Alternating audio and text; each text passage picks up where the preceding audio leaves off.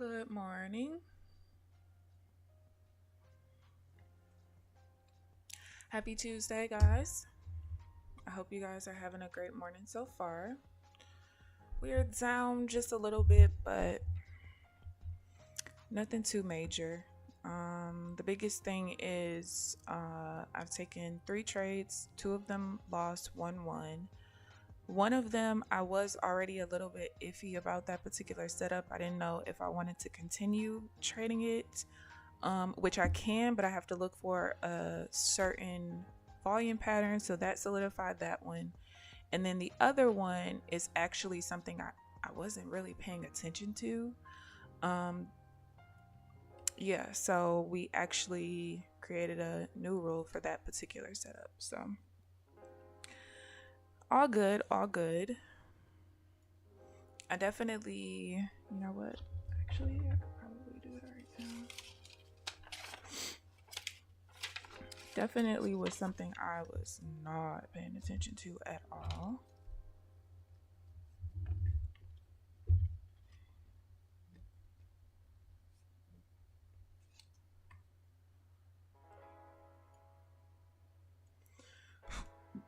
Excuse me.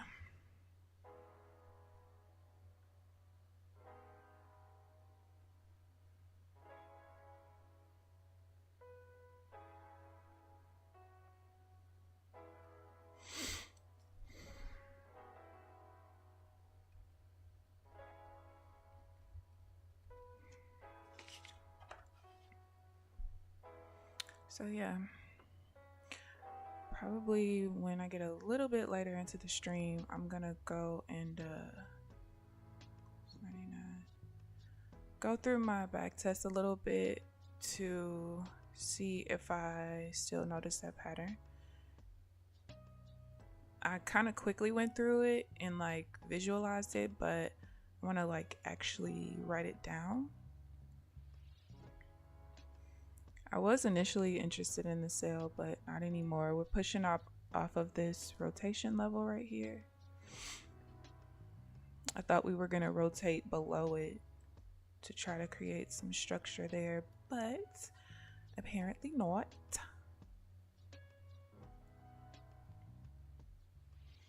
Good morning, Rio, and good morning, Trenches. Good morning, good morning. Also, my data lag was like over a second, which I probably shouldn't have taken either of the 3 trades that I took this morning, but yeah, my data lag was over a second. I don't really remember when it dropped down, but at least we dropped back down to normal. Like, remember yesterday, I didn't really see this like that. We really didn't get below 0.1 seconds yesterday, which was very weird. Like, it spiked below it a couple of times, but not like sat below it like normal. So maybe things are back to normal. I don't know. How are you guys doing with trading today? Rio, did you trade pre-market?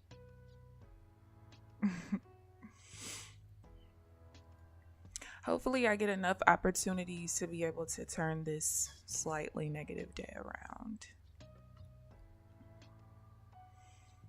Because basically, if I take away the 2 trades that I lost today, I would have only had 1 valid setup so far. I'm lying. I did get on the charts a little bit late this morning, so I missed like the first minute of the session. So there could have been trades there, but since I've actually been on the charts, besides the 3 trades that I took, which 2 are now invalidated, I only had 1 setup. So a little. You just can't get away from pre-market. Why do you like to watch pay try? I don't understand. I'm not gonna lie. When I used to trade the 7 a.m. to 8:30, well, I would stop at like 8:15. It wasn't too bad some mornings, but other mornings it was like, why am I awake this early for this? Like, I could have just slept another hour and some change and traded with the big dogs, you know?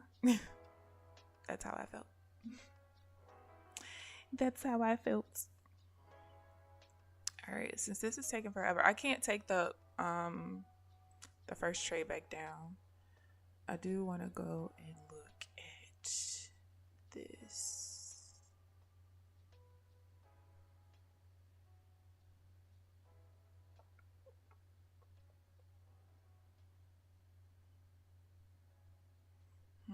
Oh yeah, well those don't count, and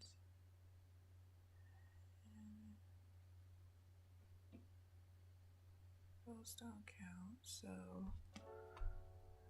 L.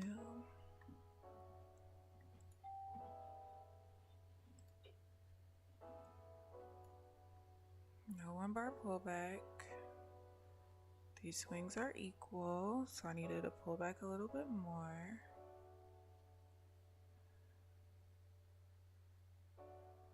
And that's impossible. So I needed to pull all the way back.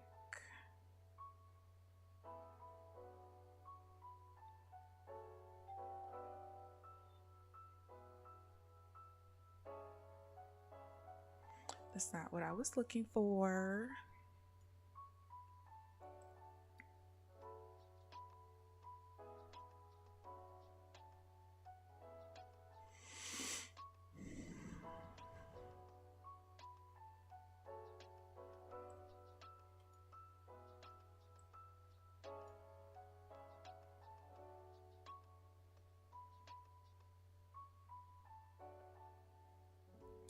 See, 287. What we got now?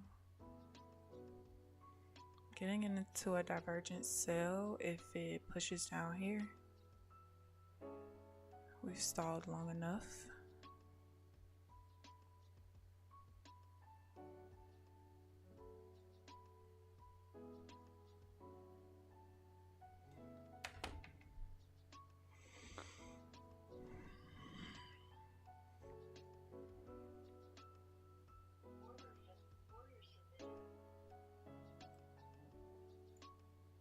See if we can push. Maybe not. Nope. Nope, nope.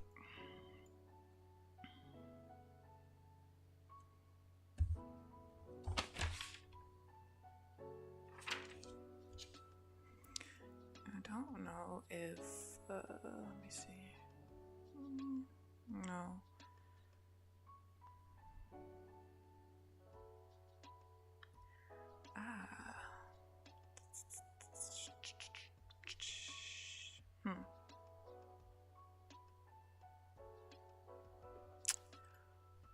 Alright, I might have actually just noticed something else too.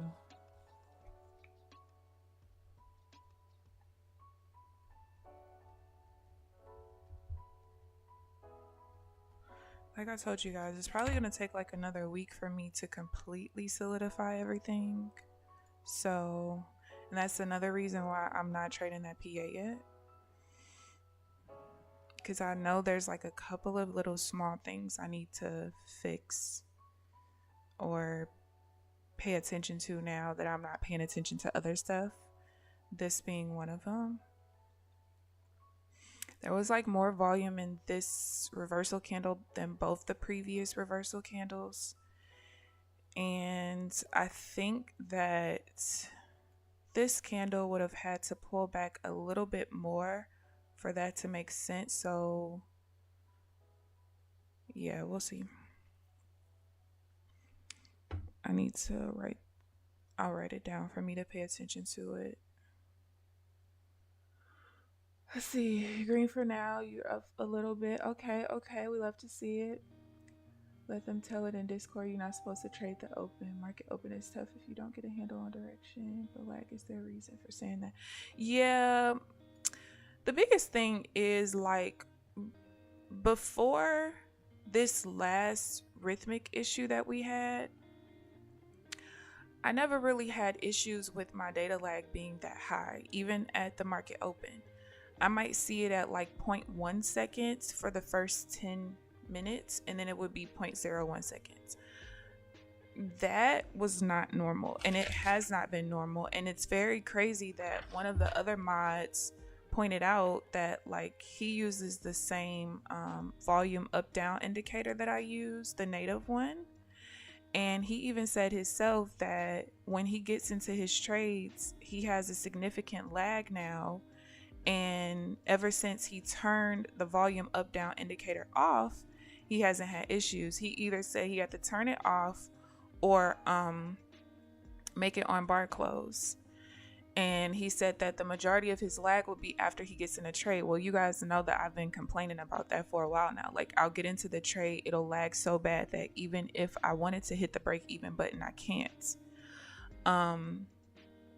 So the fact that he said the same thing, I'm like, that might be a thing. So he was telling me like, oh, turn it on bar close. I said, I can't, because my decisions are made based off of the volume in the current bar, and that determines if I get into the trade.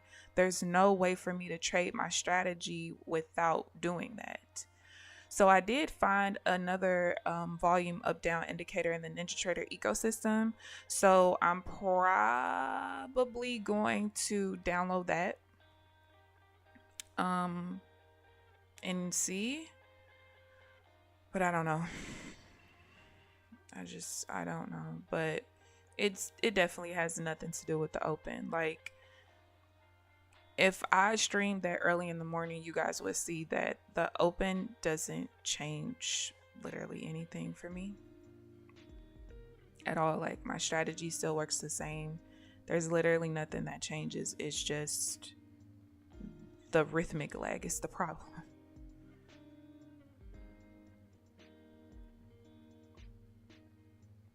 And it's all been from that week where we had the 2 outages in 1 week. It's been since then. Ooh. All right, so let's see. But see, I think I'd rather just not trade that. So this is the same trade that I lost earlier. But I looked for the new pattern that I'm looking for. And I got out because the zigzag changed. So at least I had time to get out. On the last one I didn't, because it wasn't enough volume in the bar that I traded off of. So yeah, maybe that little change was needed. Because the other one, I mean, there was literally no way for me to get out of it. But like I said, I might just not trade it at all. We'll see. Because thus far in the back test, including today, if I don't count that first one because the volume wasn't exactly now what I see it needs to be. Hold on 1 second. We might not see 390.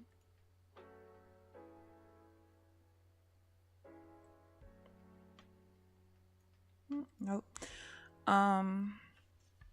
So in the back test so far, I believe it's won every time except this one that broke even with this particular volume pattern. So I think I'll be okay.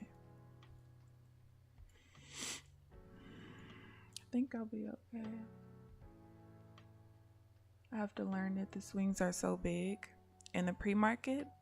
I'm getting another headache. I didn't really sleep well. Like, I slept well, but I didn't sleep right. So my neck, I could just tell, is all out of whack. I'll probably have to take a nap after this just to make the headache go away. I don't really take medicine like that, but yesterday my headache was so bad I had to take medicine. I don't really want to take medicine 2 days in a row, because all of my headaches are like nerve headaches. My neck was shifted straight in an accident, so I got pinched nerves all throughout my neck. Most of the time the pinch is like the worst on the right, but today the pinch is on the left actually, which is unusual.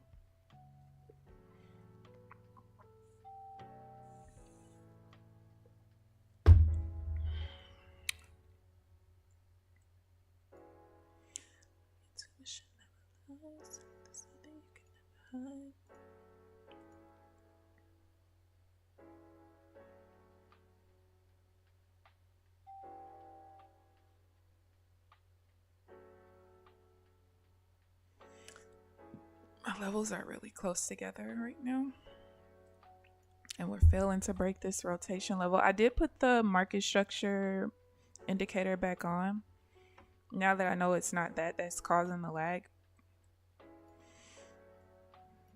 I am, as soon as I'm done writing in my trade journal today, I will go ahead and download the other volume up down indicator. Just have it on my chart for the rest of the time that I have the charts open. to see if it doesn't lag anymore. I'll just take a trade on my sim account and see if I get a lag when I enter the trade and just go from there. Oh, the swings are so big on the open. Yeah, kind of. On Rinkos, it's not that bad.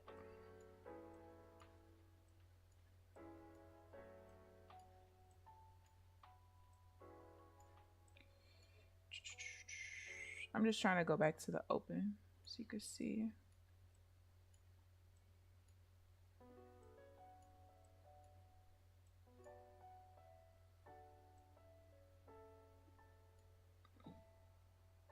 All right, so the open is here. Don't mind the zig. I think I had reset something on the zigzag, so it might be a little off. But yeah, like I'm still able to get really good side swings. A lot of times when the market's changing directions, it'll have that really huge swing, and then it'll typically give me quite a bit of really good structure that I can trade. It's just like I said, I was kind of late getting onto the charts this morning.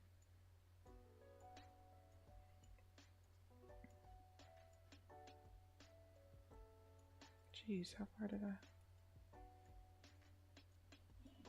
All right, now we're back.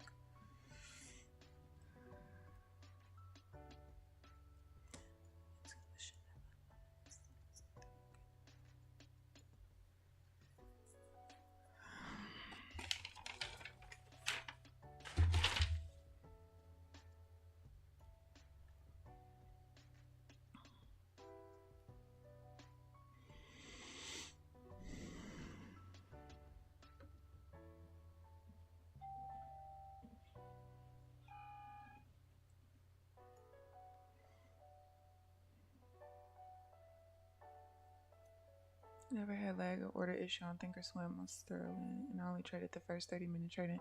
Exactly. That's why the one day I told you when the male mods were saying dumb I was just like, whatever. Like, you guys think everybody is new to trading and everybody is only traded prop firms and nobody has traded personal accounts.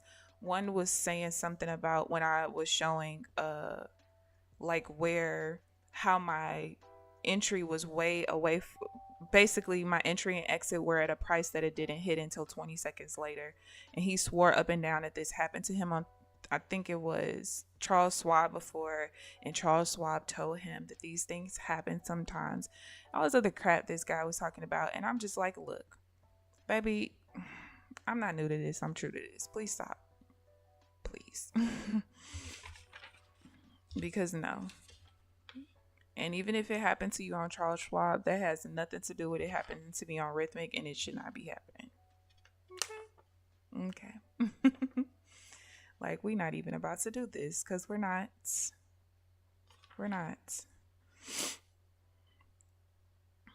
All the years I've had a NinjaTrader, like a lifetime license for 4.5 years, but I've been trading with NinjaTrader for 10 years. Okay. So in all of that time, never, literally never. And then for them to say all of that and for the head of support to confirm that there actually was a quotes issue for 3 minutes. So now all of you guys look like jackasses. Okay.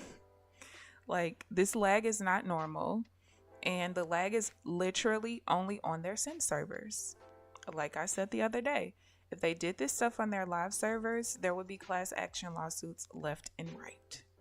Because there would be. You're messing with people's real money. See, they don't see it as messing with people's real money in these instances because there is sim servers, even though we can make real money from it with the sim accounts with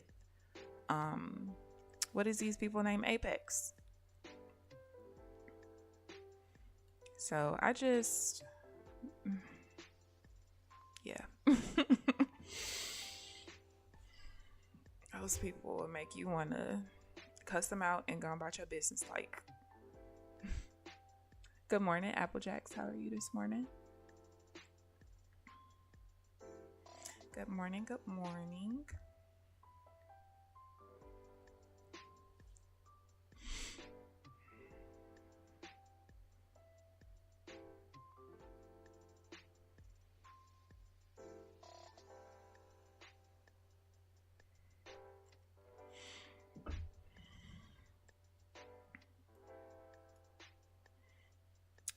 Don't know.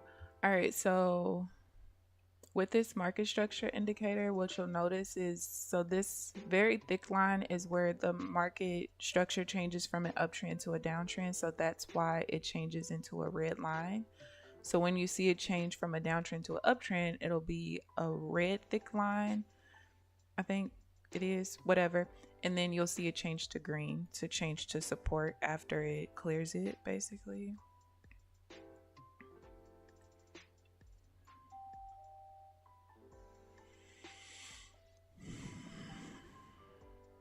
If I could just get back to break even today, I would be happy about that. I would. What have I taken? Why is it not? I need to talk to him about this. It's like not counting the freaking trades I'm taking. It's very annoying.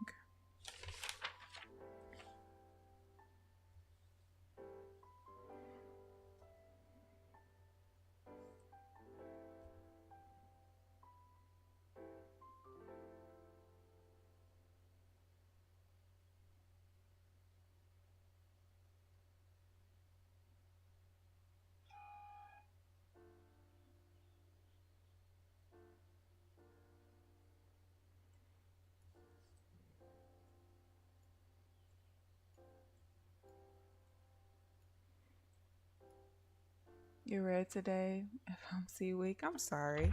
You'll be able to bring it back. I have friends that don't really like trading FOMC week. They either completely avoid it. I don't know why my camera is out of focus. There we go. Or they will wait until basically Thursday and Friday. I typically don't have an issue. Like, no matter what news is a particular day, whether it's CPI, we got FOMC coming up, I don't typically have an issue. Yeah, I typically don't, but I don't know. We'll see. I actually like the high impact news days and weeks. I'm a psycho.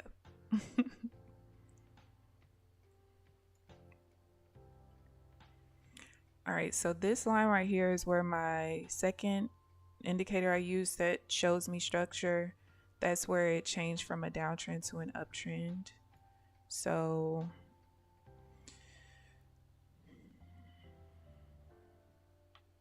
I didn't get into it because we would be going back towards this level on Friday, I think it was. Now, part of the Friday trade that I took right at 10 o'clock where it lost so fast, part of it I think is because I was going back towards that major level, that major changeover level. And then part of it I think is just because it was quad witching. I think it was triple witching or quad witching, whichever one. And that was a time where a lot of like stuff expires. So I think that kind of was also part of the high volatility. But you could see, like, even if I took this particular trade, I would have just broken even on it, you know, trying to trade going back towards it, the zigzag change and everything. So that's why I just will make sure that on this particular trade and setup, if it touches that line, the previous bar, I just won't trade going back towards it. It's really no big deal. It doesn't happen a lot. So yeah, I'll just keep the line there so I can make sure I know.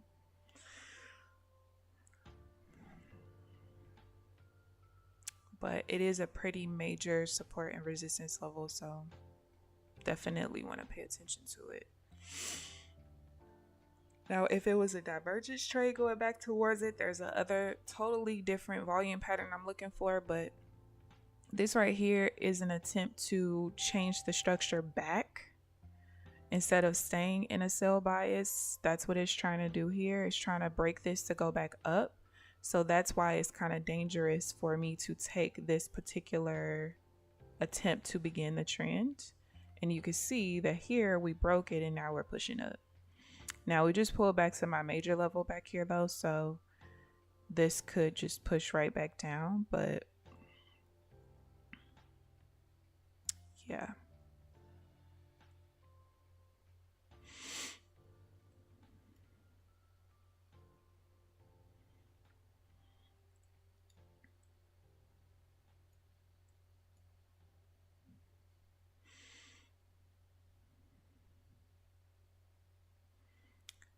The major levels right here.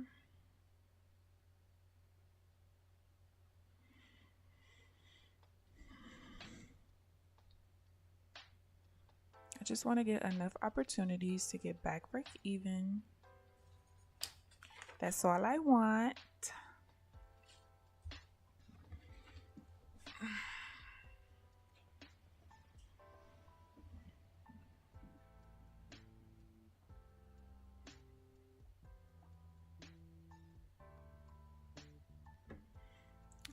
This is the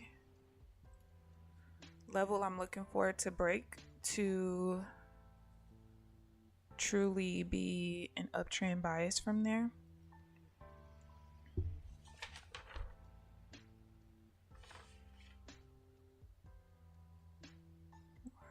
$4.27.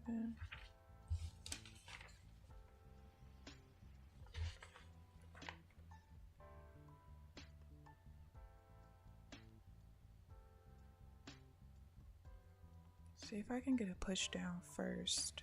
As long as it doesn't go touch that zone. If it goes and touches that zone, it invalidates the sale.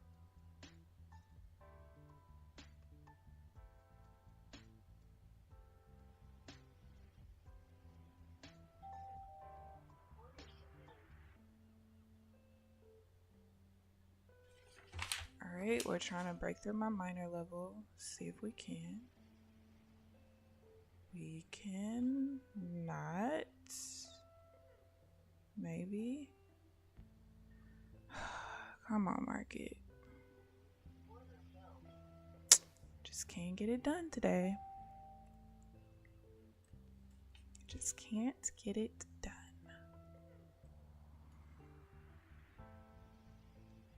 Let's see, more than.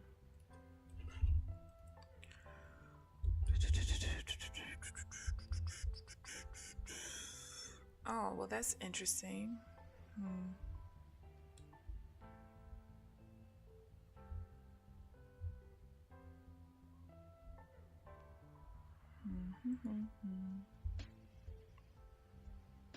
I wonder if I want to look for alright, wait, I gotta make a note real quick. Of course, I was just early.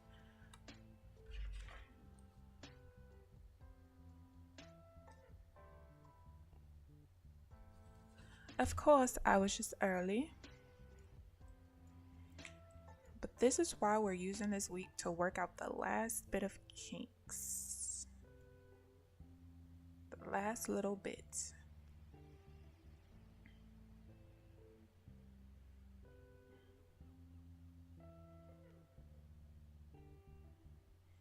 What I really need to do is, well, I'm kind of journaling a little bit different now, so it's easier for me to find certain variables I'm looking for. So it might be a little different. Alright, we failed to break that level up there, as you can see. And we're pushing down from it.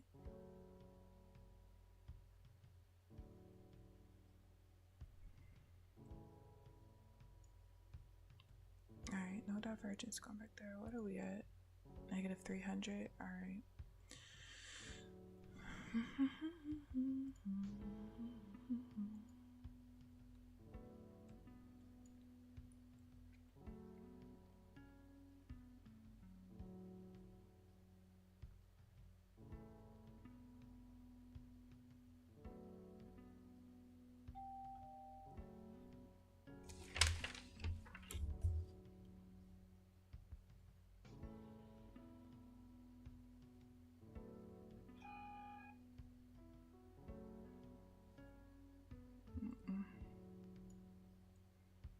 Couldn't take that one.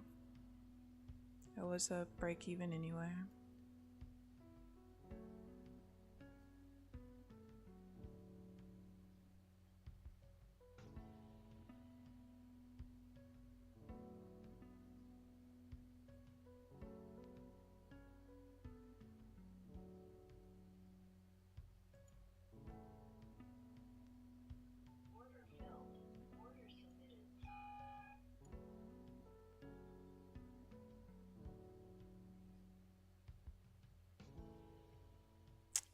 Come on.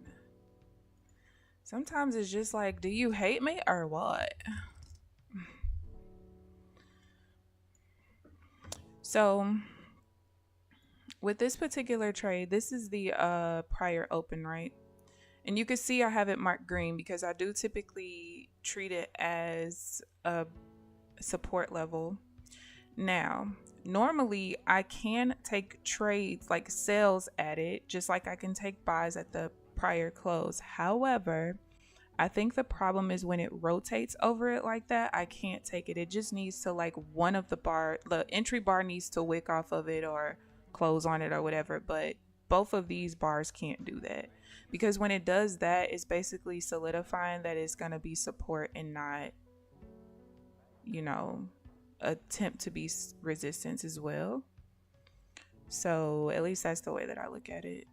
I can't take that buy. I'm trading Apex. Yeah, I am. I'm trading Apex evals right now. I have a PA that I accidentally passed last Friday. So right now I'm just trading the other 4 evals. If you're new here, which you must be because you asked if I'm trading Apex accounts, I'm in the process of developing a scalping strategy on Rincos, and I've been in this process for a couple of months now. I'm at the tail end of solidifying my rules, but I just have a few more kinks I need to work out, and that is what you will see me in the process of doing while I'm live streaming. I also don't have a daily profit target or loss target, so I take every valid setup because that's the only way for me to know what my edge is and for me to actually develop the strategy to be as accurate as possible. When you stop yourself at a certain target or a certain loss goal, for me personally, this is just my personal opinion, you don't truly know your edge. Because if you hit your profit target in the first 5 minutes of the session, or let's just say the first 30 minutes of the session, but you typically trade 2.5, 3, 4 hours, you don't really know what your edge is. So on the next day, when you don't hit your profit target in the first 30 minutes and you could have a losing day after that 30-minute time span, maybe it was just that your strategy is not all the way ready yet, and you don't know because you stop yourself at a certain target. That's just my thought process. And if a certain day wants to give you $2,000 for the day, take your $2,000. Don't stop at $500, because the next day you could have a trash day and now you weren't able to cover the trash day because you stopped yourself at $500 versus $2,000 the previous day. So that's just my thought process. Now I can't lie, like, after I get all of these accounts to PAs, I'll know, like, my strategy will be set in stone at that point, right? So from that, for me, if I do decide to, stop myself at a certain profit or whatever, it won't be so much of a big deal because I'll still know what my overall edge is. It's just I'm trying to secure payouts so I can put some money in the bank, kind of thing, So yeah.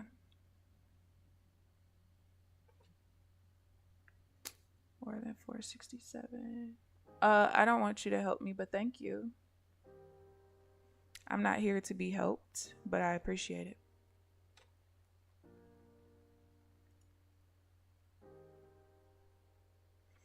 So if that is what you are coming for, no can do. And I will tell you right now, most people who stream their trading journey on YouTube or anywhere else, they're not looking for help. If they were looking for help, they will let you know. I'm just here to share my journey, and that is it. No help needed. I'm not new to trading. I'm just new to developing this particular strategy. I have 10 years of experience. I promise I don't need your help, but thank you.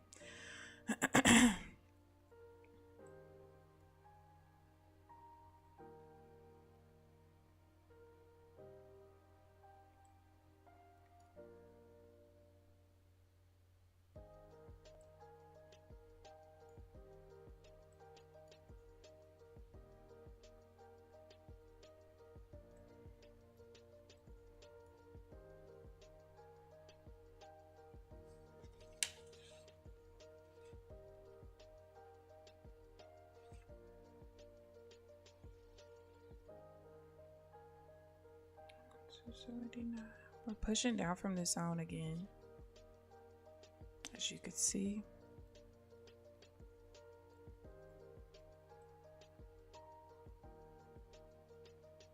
You know what? You remind me of Order Flow, whatever that dude's name is. Let me tell you something. When somebody tells you how many years of experience they have, it's not a whose dick is bigger contest for you to tell them that you have twice as much or 2 years more. It doesn't matter. My point is, I have more years of experience than I need. I don't need your help. So whether you have 20 years of experience, 40 years, I don't give a damn if you've been trading 70 years. It doesn't matter. My point is, I don't need or want your help. That's it. That's literally it.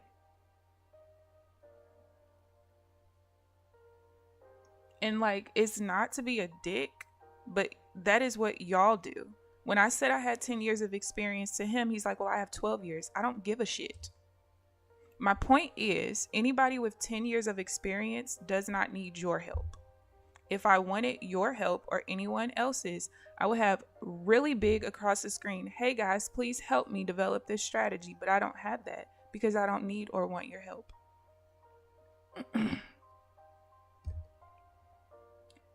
No, I don't need to get rid of anything. What you need to get rid of is yourself out of my stream. See, I'm a very cool and nice person, but what I don't like is people like you. You want to help me, but I didn't ask for your help.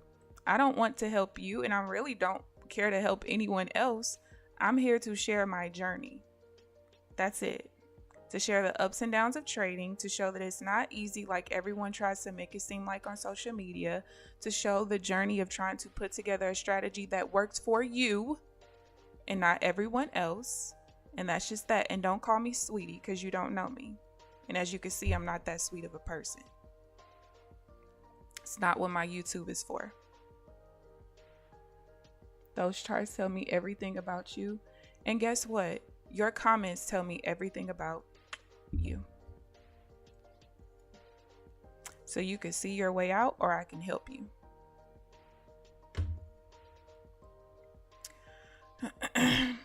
Applejacks, I don't know. And I really try not to be that person, you know, because at the end of the day, like, you have been here long enough to know, like, if you or Trenches or Rio, y'all are saying, hey, I'm looking for a bounce here, blah, blah, blah. Like, I love that. This is a hangout spot. We could talk about what we're looking for, what, you know, things look like, whatever. But that kind of stuff irritates me. It really does. And the other guy was the same way. Your chart's this. You need to open up a daily chart. You need to look at this. No, you need to shut the fuck up. Is what you need to do. And it's literally that simple. Like, just because you're not used to a Renko chart, just because you don't trade on a Renko chart, does not mean that there are people who are not successful in doing so. And if you notice, with these, I had 4 green days out of 6. I had 1 red day and a break even day in the last week, right? Where has order flow been? Where has he been? See, Frederick decided to come in here on a day where I'm red and try to make it seem like it's because of my charts that I'm red. How about it's the fact that I'm developing a strategy and I'm supposed to be red in the process of developing it? You know, that could be a thing. But Frederick, you make sure that once my strategy is solidified and I am green most days and I am taking payouts, you make sure you come in here with that same fucking attitude. Okay?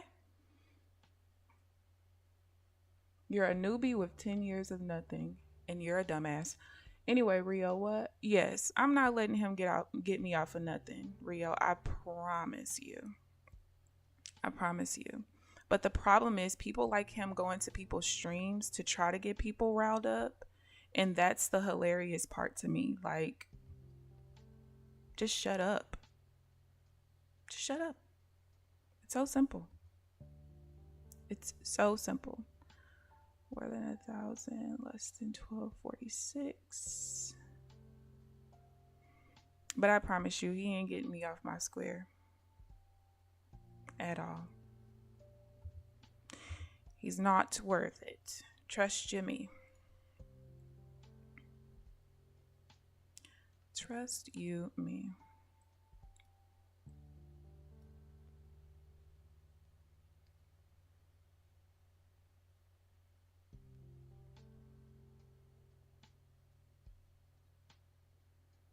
It's not about what you were trying to do to offend me. It's the fact that you, like the other guy, it's a whose dick is bigger contest. That's it. Like, leave people alone. Leave people alone. I'm not here for that. I promise I'm not. I'm just not.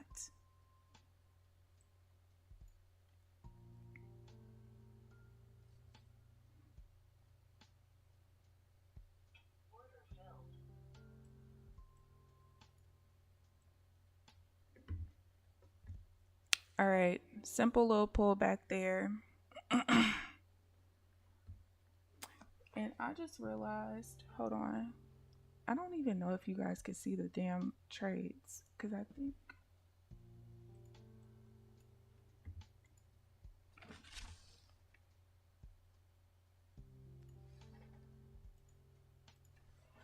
Sorry, you guys. I didn't realize that my chart over there was showing the sim. So I'm sorry. Why y'all ain't tell me y'all couldn't see the trades this whole time?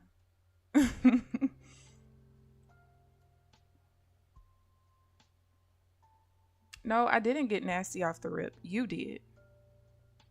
And even if I did get nasty off the rip, it's my channel. That's what I can do. That's that. Like, what the hell? More or less. More than 324.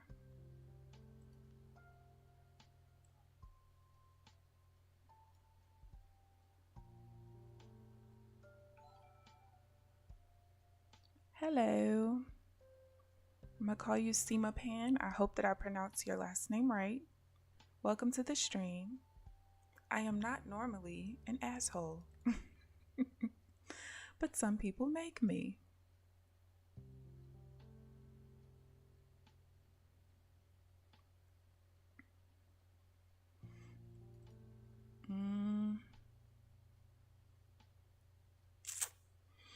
Anyway, no, Savutu, I am not single. Actually, I'm not. Not I'm in a relationship with Nasdaq. Trenches. Newbie move by saying helping you off the rip. Frederick, go trade or something. Go take your 20 years of experience to the charts and leave me the hell alone. The red is, are you slow or are you dumb? Or both? Did you not just hear everything I said earlier? I am in the process, let me slow it down for you, of creating a strategy. My strategy, Frederick, is not set in stone. I am still working out the last bit of kinks. And in the process of working out the last bit of kinks, I am going to have some red days. You want to know why? Because my strategy is not set in stone yet. Like, what the You're done for the day? Well, you should be done. Be done on my channel, in my stream. Go find somebody else. Go to Nutty Bar, Alpine, Trades by Matt, Patrick Whelan, Tanya Trades. Go to one of them 5 channels. Because I guarantee you, if you go and, no, matter of fact, go in Alpine's channel and go do the same thing that you did over here and come back and report to me and tell me what he says to you. That's what I want you to do. Yeah. 324. That is exactly what I want you to do. Because I guarantee you that I was nicer to you than Alpine would be. And make sure you tell him that you're telling him whatever because you have 20 years of experience. Make sure you keep that part in there. Because I already know exactly what he's going to say to you. Because I watch him do it every day.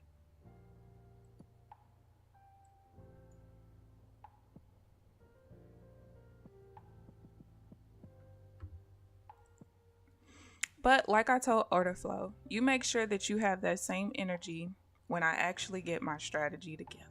Okay? Have the same energy, please.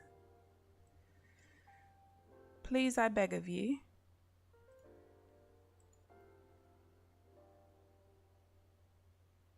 Did it? You know what? I just thought about it. I have seen you over there. And I'm pretty sure he did the same thing to you. Maybe you got banned over there and that's why you over here now. I don't know. See, he might be a button trader. That ain't what I do. And he's actually not. I actually thought he was crazy as hell when I first started seeing him stream. Because I was like, is he really using the entire account as his stop loss? I'm so confused. But hey, it works. It works for him. He's had over $100,000 in payouts this year, but I mean, I know it's all, not all, but most of what he's doing is from his open range trade though. He's struggling with scalping right now. He's very open about that. And I think that's what irritates me most about people like you. People are open about their struggles and you think that is, and I'm not struggling. Let me just make that clear. I'm not struggling.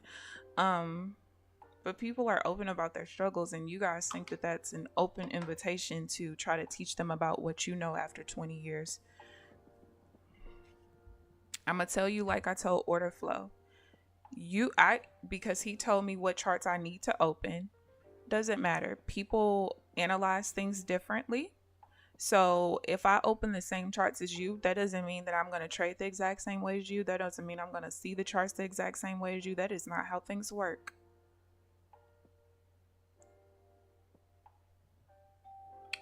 Money VD, you're right. I shouldn't. But see, I welcome idiots like him because all they do is with every single comment, they just make themselves look worse and worse to the people who are watching. Because he could have left a long time ago. When I told him I didn't need his help, he could have just left at that point or just sat there and ate his food. But it's like because I told him that I have 10 years of experience, it triggered him. Because, hey, I have 20 years of experience. You should listen to me. No. That's not how this works. Not around these parts. The point is to manage it, not sacrifice evals and PA accounts. You're right. And guess what I'm not doing? Sacrificing my PA account. I'm not even sacrificing my evals. What I am doing is using the evals to develop my strategy to make sure that the way that I am scalping works for Apex's system. Why? Because, well, that's what I'm trying to trade. Not the top 5 Applejacks. I'm just saying, like, I be around these YouTube streets a little bit. I'm actually a mod in Alpine's channel, mainly because I'm a mod in the Apex Discord. And so it was like one particular day where people were asking a lot of questions and I was answering them. And I needed to post like links to FAQs and stuff. So he made me a mod in his channel.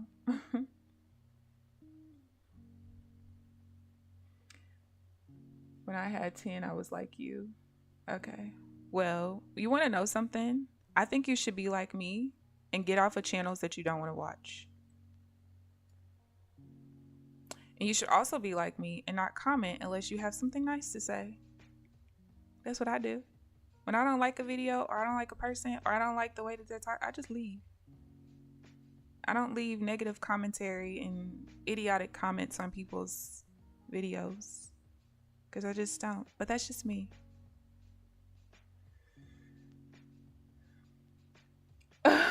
Saboteur. Well, thank you.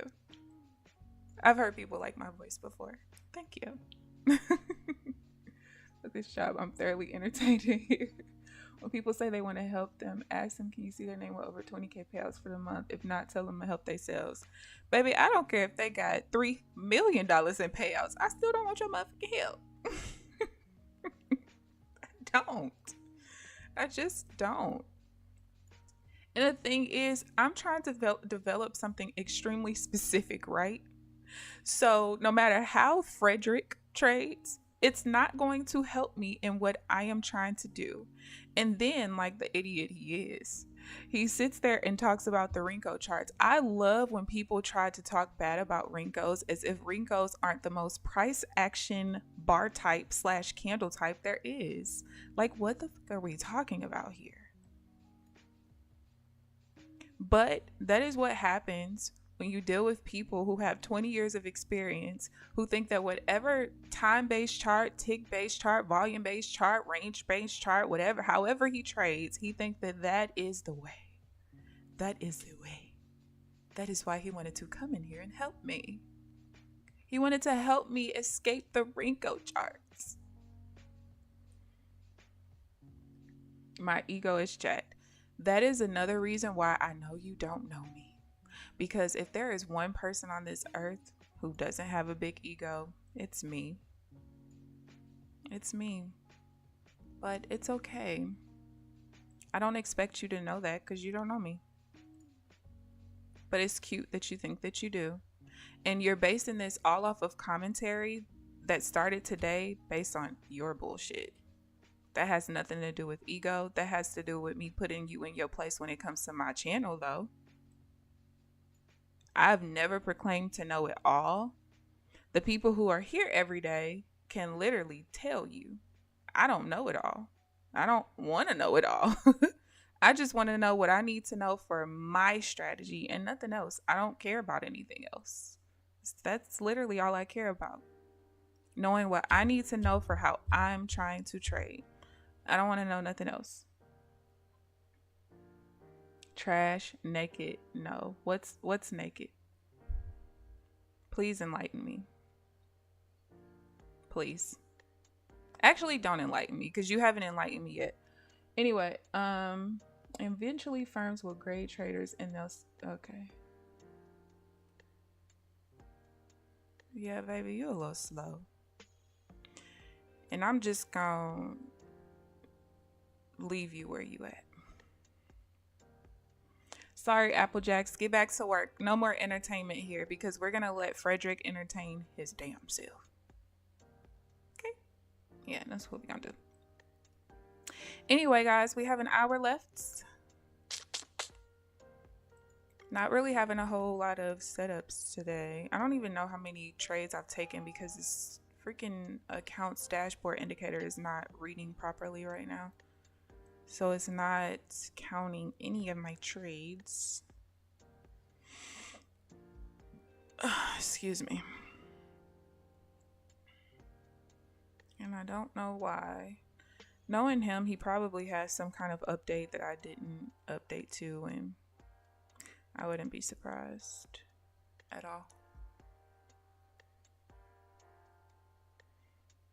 Anyway, Trenches and Rio, how are you guys doing now? Trenches, have you taken any more trades?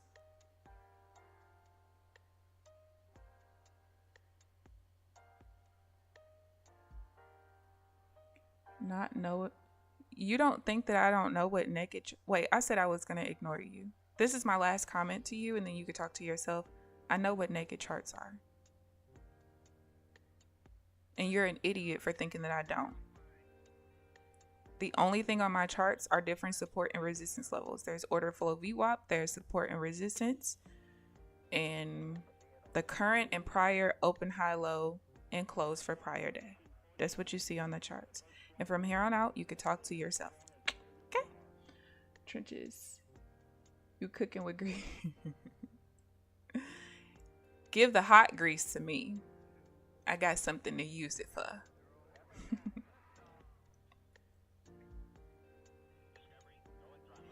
I got something to use it for. All right, let's see if we can break out of this zone here. The 142 is a major support level. And actually it would be breaking back into the zone since it's the major support level. We've been trading below it all this time.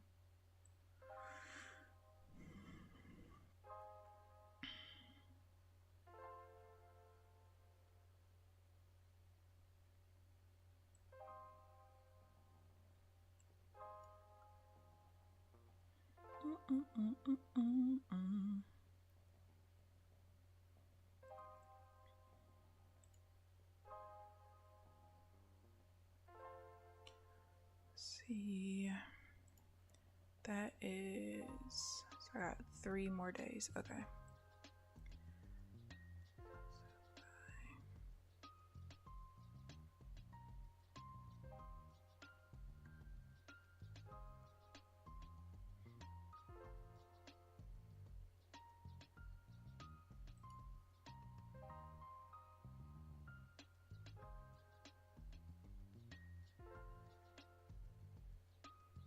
Let's do 534.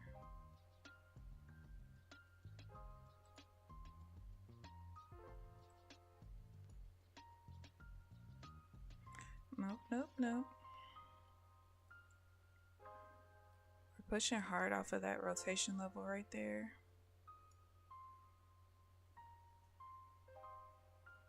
You didn't enlighten. Wait, I said I was ignoring you. Naked chart because she's trading the price action out a bunch of stupid lagging indicators. Exactly. Yes, Money Vidi, I am using NinjaTrader. Yeah, I don't really. So Savitu, the only indicators that I use besides what you see on the charts, which are just, like I said, support and resistance levels, I do use Ninjaco's Solar Wind. And I really just like to use it because it shows like really good pullback levels, and it also shows me the direction of the overall trend and like the minor trend as well, because I use the old manual of theirs. They used to always say like use 2 versions of it. One setting is to show you the minor trend, and then a second setting is a bigger or higher settings to show you the overall trend. So it's really kind of a version of this market structure indicator that's showing you the prime lows and stuff, except the solar wind doesn't show that, but it does show like the pullback levels. And a lot of times the pullback levels are very, very accurate, like super accurate. But it's also a matter of how you trade it. So like one of the things that I look for is like if the volume of the swing that I'm looking for the reversal on, if the volume in that swing, okay, is higher than the volume of the previous swing in the same direction, and it pulls all the way back to that solar wind vector is what they call it, the pullback level. If it pulls back there and that pullback level goes through the body of my entry candle, I can't take it. And the reason why is because if it was such a strong pullback, right, when it pulled back to that level with more volume than the previous swing, it should wick off of the level, not go through the body, because then it lets me know it's a weak pullback. So it's like different ways of that's like the only other indicator that I use. And it's somewhat lagging, I guess you could say, just because it's looking at the overall structure and giving you pullback levels. However, it's actually pretty freaking good. I'm not gonna lie. Now, I don't know how it works and if it works well with like time-based charts or anything, but at least with Rinkos, which I'm pretty sure is what it was created for, works really, really well.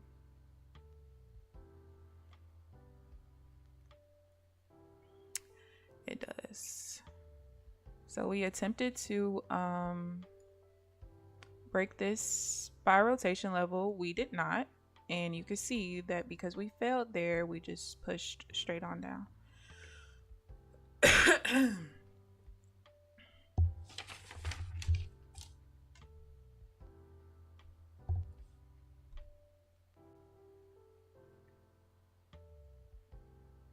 $470. But yeah, the biggest thing for me is I just want to see pertinent support and resistance levels. Like that's the most important thing for me, because I know that's where price is likely to either stall or, you know, things like that. I don't exactly know. I'm gonna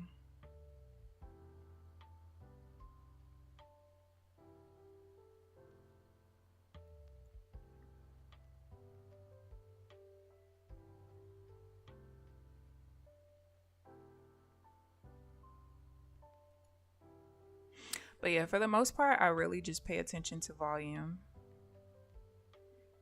That has been what I've primarily been focused on since like right before New Year's. But in the process from New Year's to now, I've had to change my Renko settings a couple of times. And the setting I'm using right now, I changed it to this last week. So, and I've seen the most progress with this setting. And I know people who use Renkos who use a multitude of different settings. Like I was just talking to a guy yesterday, I think it was, where he uses like a 8 and 4 chart. So his brick size is 8 ticks, and every bar in that direction, it takes 4 ticks to close it. That's his preferred setting. And actually, he said that my video came up in his feed or whatever on YouTube, and he was like, I think I've seen that name before. So then he came into the Discord chat and was like, hey, I saw your video. And it's nice to see people using Renkos, because it's not a lot of people who use Renkos. It's not a lot of Renko content out there at all. But I first started, I don't even think I like that trade, but that's okay, we'll stay in it. I first started trading with Renkos 10 years ago. 10 years ago. And the reason I don't like this trade is because it's literally at this level right here. You can see where my yellow line is. It's literally right there. The close of the bar is right there. That's why I don't really like it. If we have enough steam to push up and break even, I'll just break even there. Because I probably shouldn't have got into it to begin with, for real. So if it loses, I'm okay with that.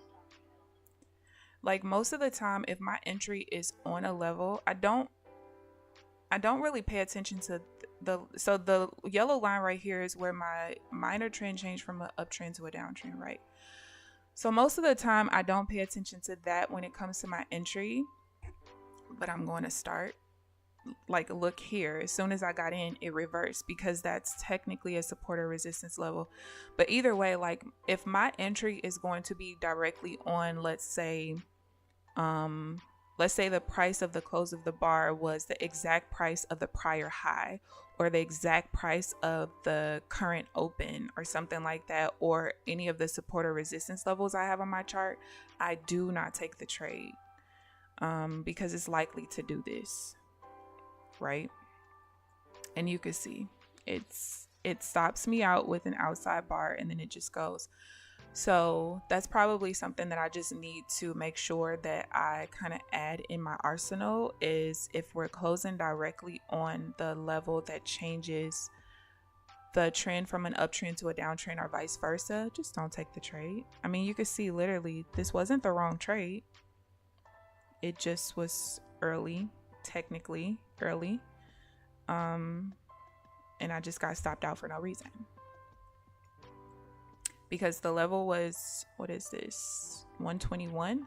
The close of that reversal bar was 121, and you can see what happens. So, but yeah, 150 to 160 is looking like a huge resistance area.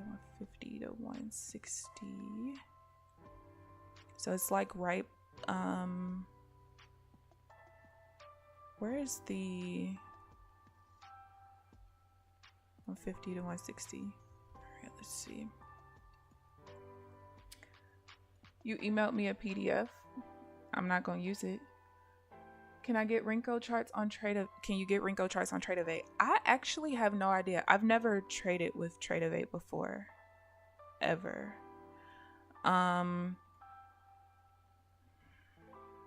Yeah, I don't know if anyone has ever created the bar type for Trade-of-8. That's actually a good question.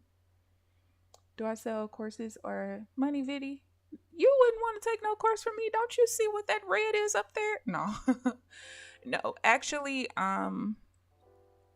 we were just talking about that the other day. I don't even know if I ever would teach, honestly. Like, first of all, I personally would want to get consistent payouts for a year before I ever teach. And that's just because with the strategy that I'm creating, that I'm still in the process of creating, it is volume based, so it should be able to handle high volatility and low volatility markets, right? So for me, at least if I get consistent payouts for a year, that will let me know that I've gone through like all 4 of the seasons of the year. Now, of course, you might have like the higher volatility during like election times, just like those random spikes of volume. But I mean, at least being able to go through the drier months, like towards the winter and, just different things like that. Like, that's just what I would want to see personally. I know not everyone's like that, but that's what I would want to do. And I'm still like up in the air if I would even want to teach even when I get to that point, just because as much as I want to help people, part of the reason why I'm focused on trading now is because I'm tired of people. If I'm being completely honest, when every career that you've had in your adult life has been serving others, helping others, like if I was in tech or something and didn't really have to deal with people that much, like I could just be on the back end, that's one thing. But every career I've had to like interact with people on a one-to-one basis.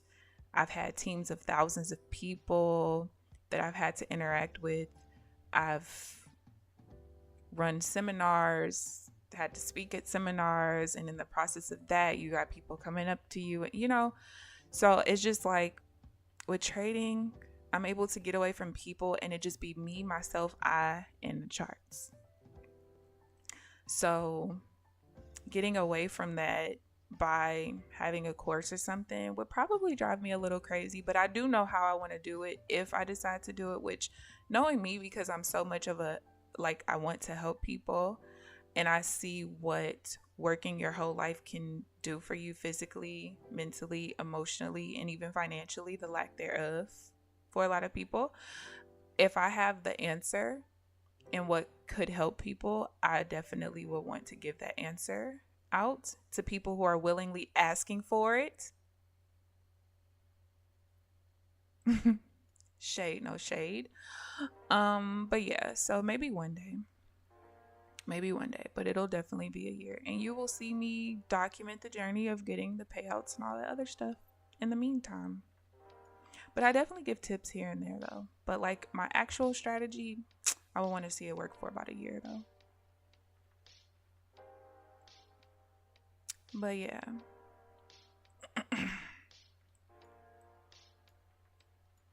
But I do have a wealth of knowledge money video, so if you have a Discord, feel free to message me there. Because despite me being in the process of this, like I actually when I first started with Apex, this was back when I wasn't even trading seriously again yet. I actually was doing more of like intraday swinging. And I had a pretty good strategy. Most of my trades that I took, I didn't actually take on the accounts. I was just taking like on my sim accounts.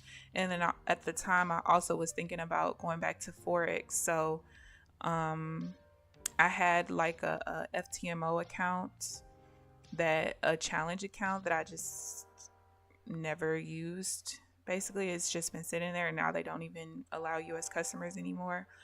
But either way, yeah, my intraday swinging was working really well. I primarily was using a 2-minute chart, I'm pretty sure. And I was using like a Heikin-Ashi chart plus a regular chart.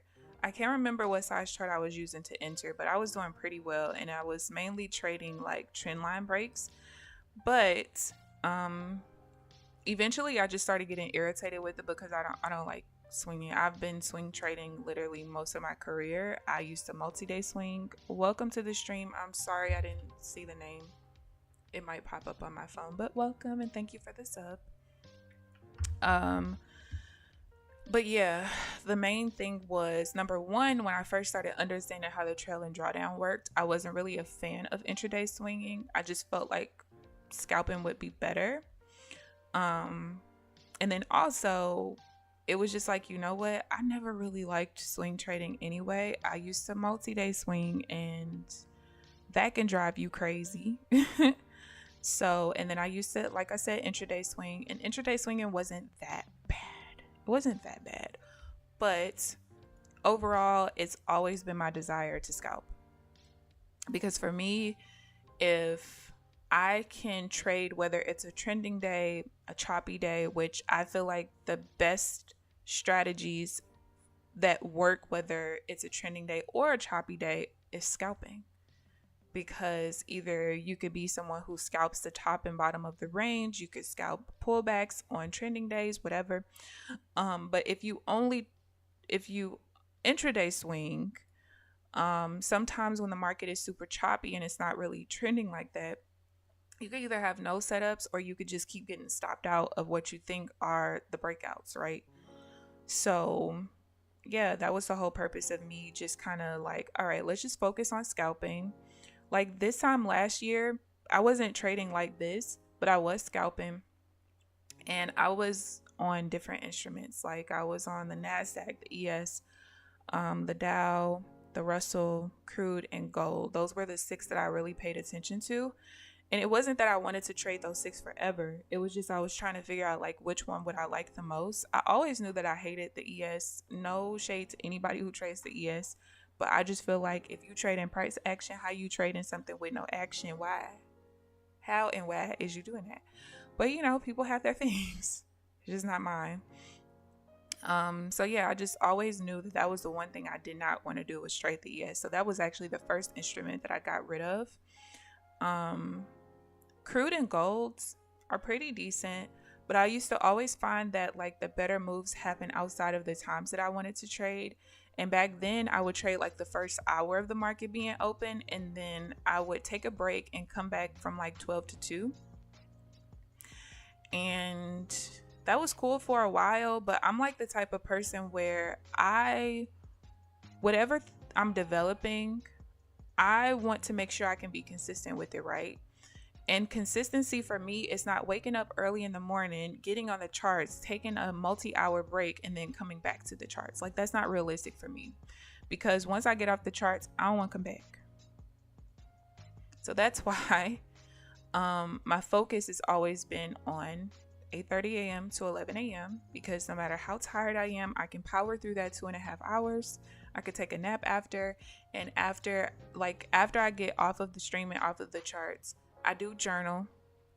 So I write down all my trades that I took. I write down every variable of the trade. You know, did we hit the VWAP on the entry? Did the previous bar hit the VWAP? You know, things like that.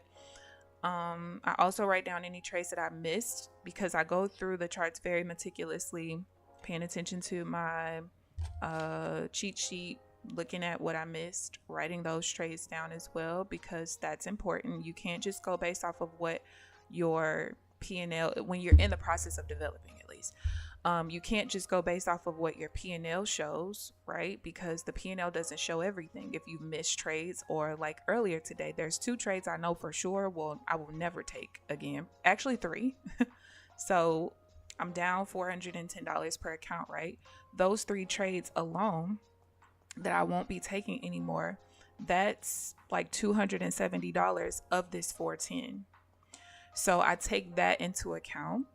And then also I journal in my online journal. My online journal takes screenshots of my entries and exits. I did decide that I'm only going to do the screenshots for the leader account that I'm trading at the time, and then I'll just import the other ones. That just lessens the load on my computer from having all the other charts open. But yeah, so I do that, and that takes me probably about like an hour and a half to go through. And then I have the rest of my day. Like for me, I do look at trading as a way for me to buy my time back and, you know, give me a certain level of freedom. Not everybody looks at it like that. Like even Alpine, he tells people, you know, that he likes to trade all day. He doesn't look at trading as a way for him to go and have the time to do something else because he makes enough money to do it. He actually enjoys sitting on the charts all day. Me and mine, I can't do it. Y'all ain't gonna never see me trade from 8:30 a.m. or I start at 9. You're never gonna see me start at 9 and be here till 2, 3 o'clock. It ain't gonna never happen. At 11, maybe 11:15 max. That's it. But that's just me. That's just me. I prefer intraday swing, but this forces me to be scalper gang. Yeah. It does, at least until you get past the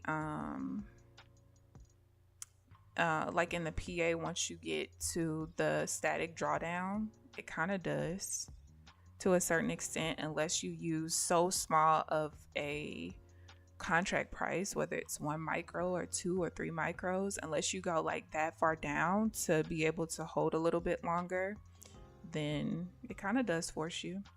Like, I know people who scalp, and then once they get to the static drawdown, that's when they start more intraday swing trading. So it just depends. It just depends. But yeah.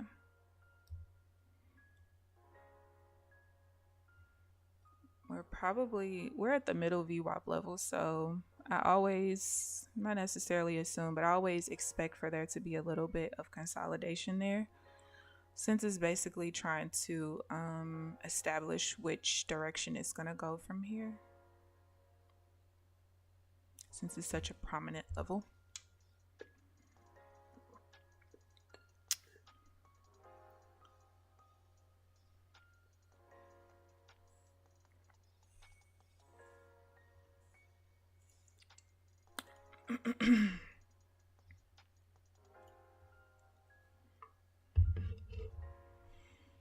But I still have it where, like, my biggest goal is to make sure that when all trades are taken into account with my strategy, even on not so great days, I like, if I'm gonna have a red day, I still want the red day to be below 250, because I feel like 250 is basically just like a net loss of 3 trades, and that's something that I should be able to recover from.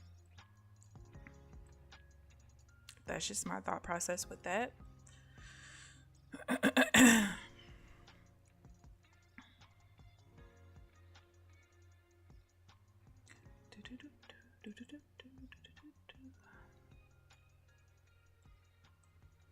right, let's see if we can break out of this little area here.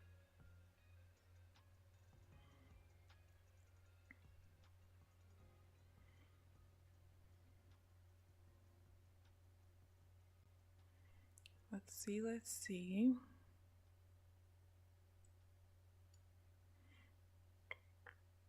It's pulling back to, there's like basically 3 key levels right here. And we'll see how it rotates here. It might rotate up, or it could rotate down and just completely change structure.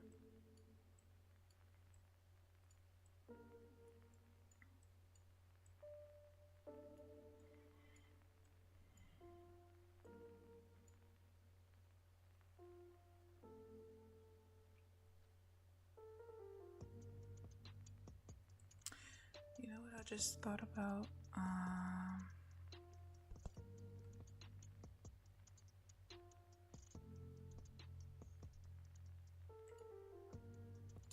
Settings. It's not what I'm looking for.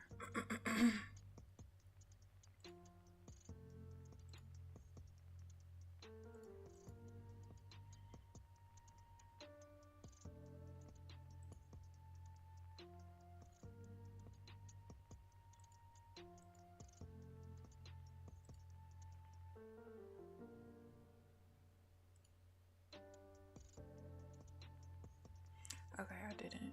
All right, cool.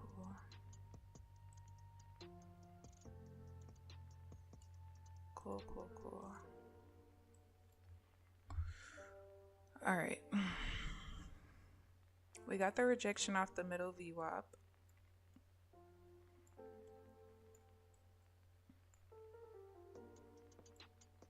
Let's see what it does from here.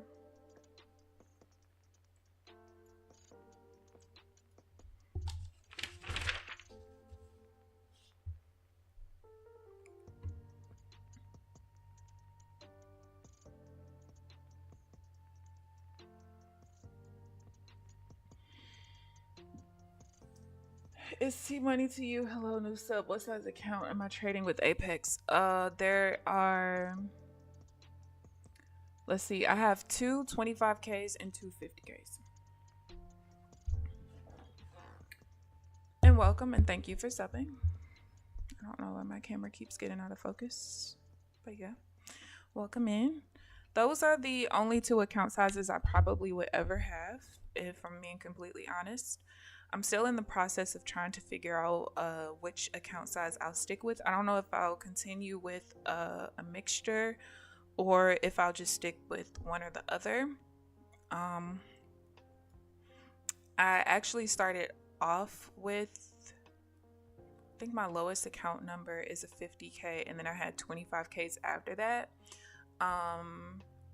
So I have 4 accounts at this point. I do have a PA that I'm not trading because I passed it on accident while I actually was in the process of trying to fail it so I could get the free reset on the renewal that happened on Sunday.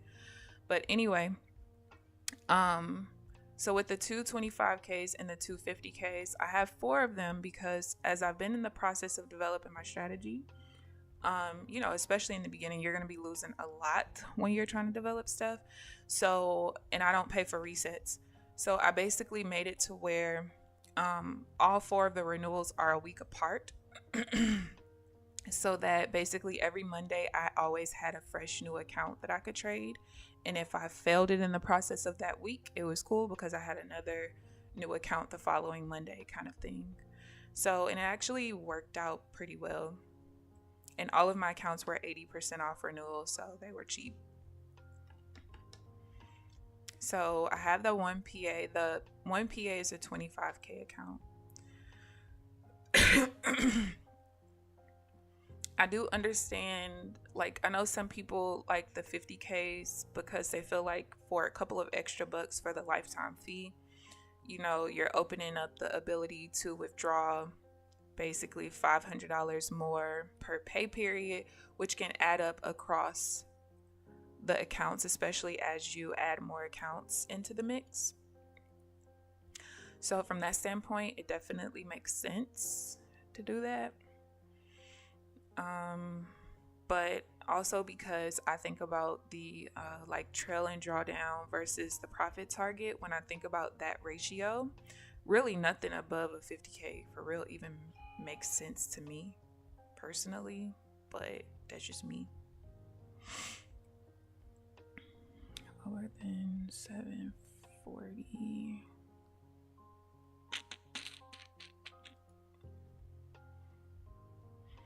So yeah, nothing really above that makes sense. I can tell you that my first account, we're probably not going to get filled here. Well, that was a great sale. I just didn't get filled, which is very odd. I actually should have gotten filled on that trade. 0.08. Whatever. All right.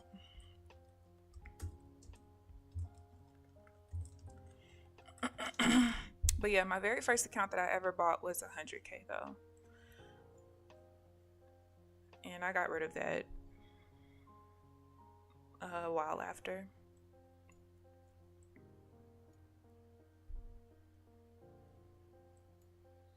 What's the high of that? 2250.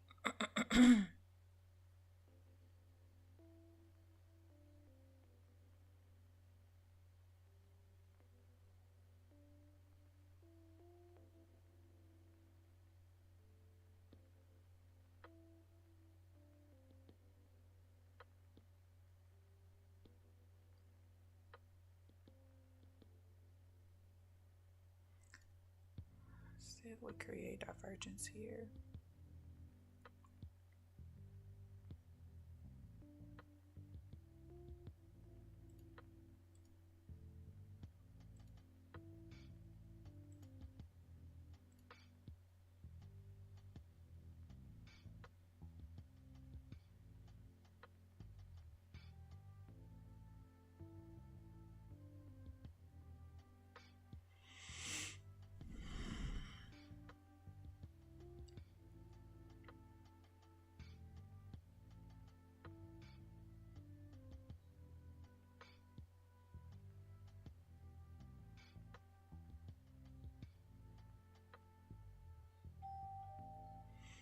created the divergence, but it wasn't what I was looking for.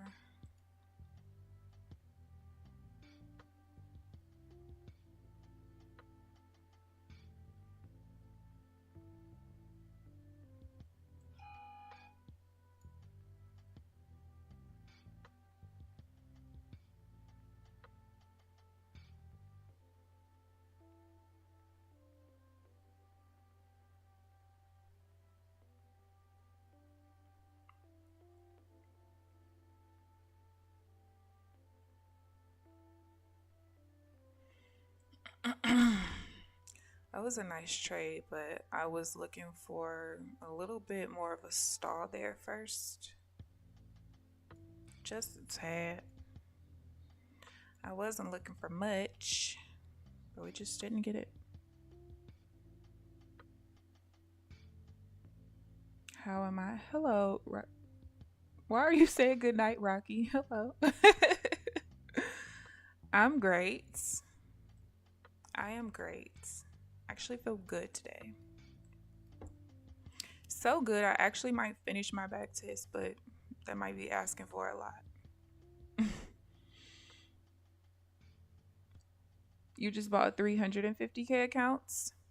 Now, I can say that some people do like the 150s. There are people who feel like the 50K and the 150 are the best, and they only don't like the 25K because of, like I said, them feeling like a couple dollars more. They could just have a 50K account and be able to withdraw more.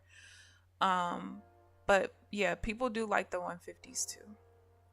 I think that's what I see most of is 25, 50, and 150. But there's a video here on YouTube. If you type in damn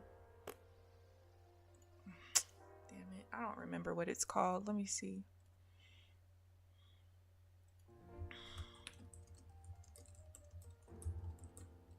I don't remember the name of the video. Let me see if I can find it. Okay, wait a minute. I lied.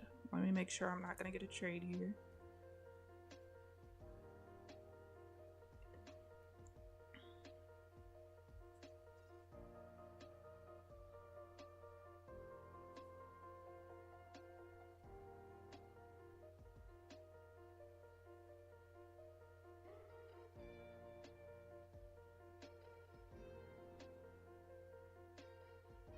I also need to figure out my 1 bar pullbacks because they just used to be so accurate on the other chart types or my other Renko settings, and I just cannot believe that it's just not anymore.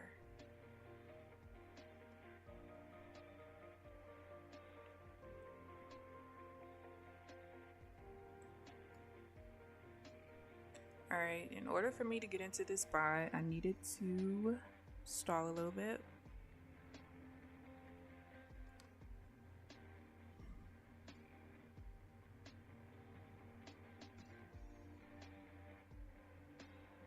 Let's see if we do stall.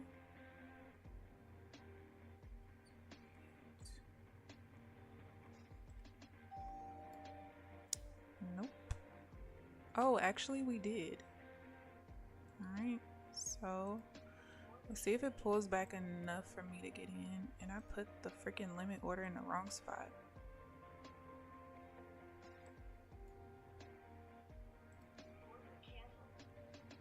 Oh wait, actually it didn't go all the way yet.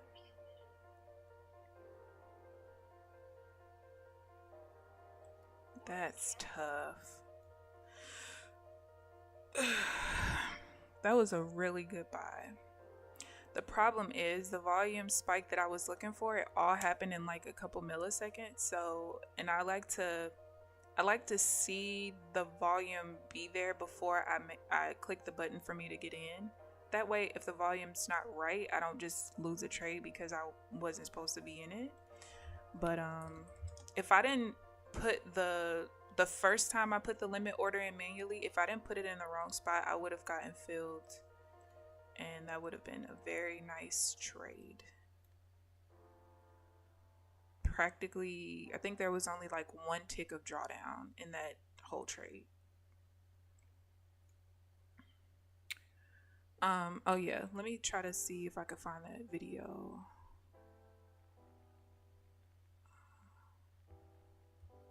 can't remember the freaking name of it. I don't even remember who made the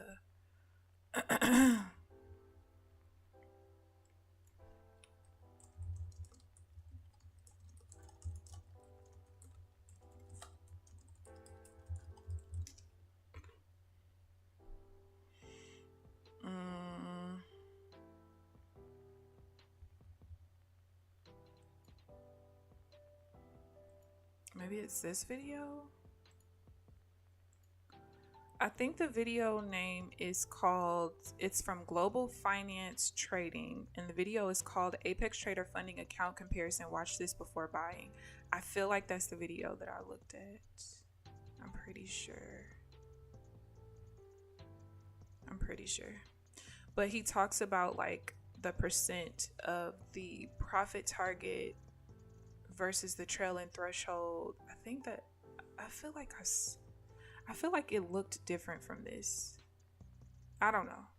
But either way, when you go through and look at the profit target versus the threshold, some of them just don't make sense. Like you have a 1-to-1 with the 25K, but then when you get to some of them, it's like you gave me a threshold of 6,000, but I gotta make 20. That's weird. Well, not weird, but whatever. And then for me, it's like when you think about it from a PA perspective, all of the accounts are the same after a while. Once you get to the profit, the threshold to be able to get to a payout, they're all static at that point. Now, because you have to build a bigger buffer for the higher accounts, I mean, yeah, I guess in that case, they're a little bit better.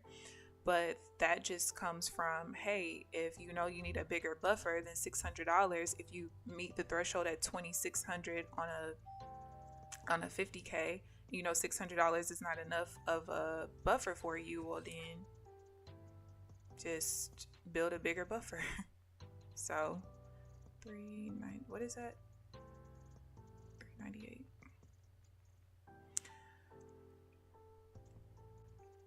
But yeah, besides the 150 as being one of the higher accounts, that kind of makes sense, I guess. I definitely wouldn't go past that. I think that's why a lot of people blow those higher accounts, honestly. See if we can hold this pullback.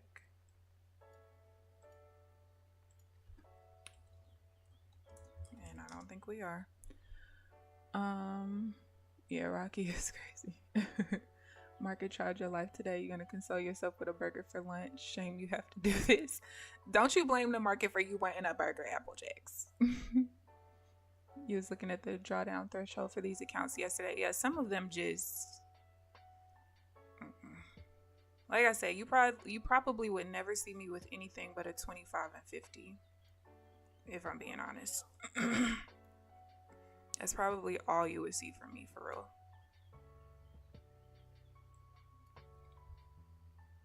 My tooth is killing me, man.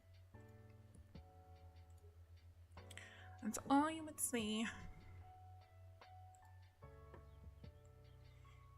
I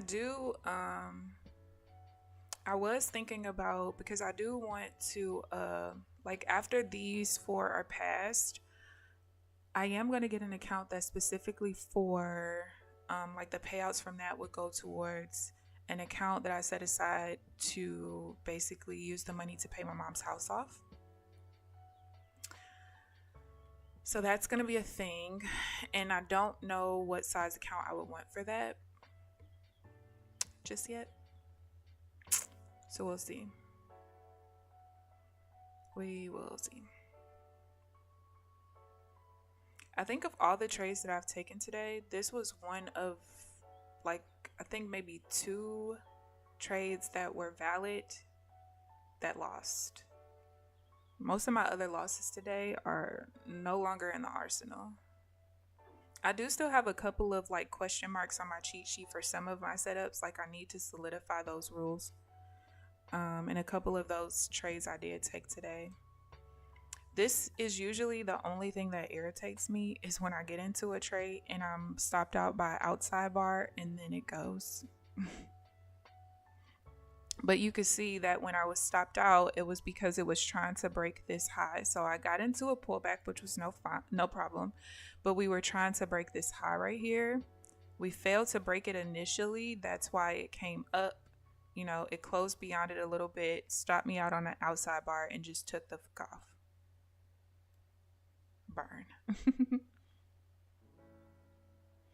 Yeah, that's like honestly my biggest goal. Don't get me wrong. Um, I'm probably, even without having an account dedicated towards that, like I've already have a plan like written out where a certain percentage of my payouts, of course, I'll put in an account for taxes. A certain portion will go towards my bills, of course, and then a certain percentage I'm going to put back into my savings because my savings has been depleting. And that's just from me deciding not to practice nursing in the moment because I want to concentrate on this. I can go back to a job if I want. But yeah, so, and then another portion, another percentage I'm going to put off to the side regardless for that sole purpose. But I still want to have that one account that's dedicated to that. So it's like, do I choose a higher account because then I'll be able to have the higher payouts, you know, initially and kind of go from there? Or do I just choose the lower accounts because that's what makes the most sense for everything else? So that part is what I've kind of been trying to figure out. This trade right here is pretty freaking annoying. I can't believe it stopped me out like that. And only, let me see. Opens 50.75 low. I got stopped out by 3 ticks. 3 ticks. And then it went exactly where I thought it would go. But that's the nature of the beast when you have such a tight stop loss. And my tight stop loss isn't going anywhere. So it is what it is.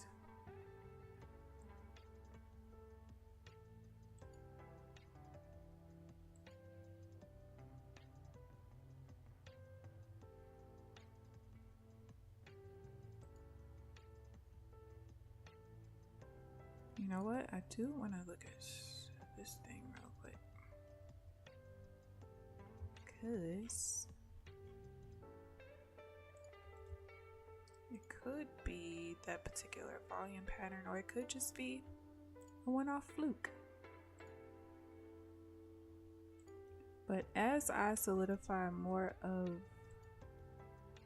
the rules, that allows me to go look at other stuff a little bit different.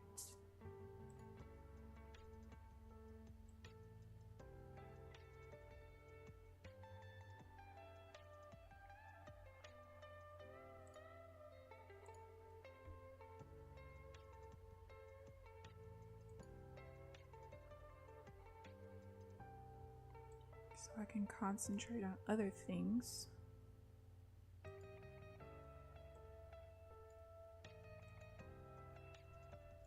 Alright, I don't want to look at any of those. Interesting. Very interesting. That pattern might actually be a problem. Alright, I'm gonna make a note to myself to look at that too.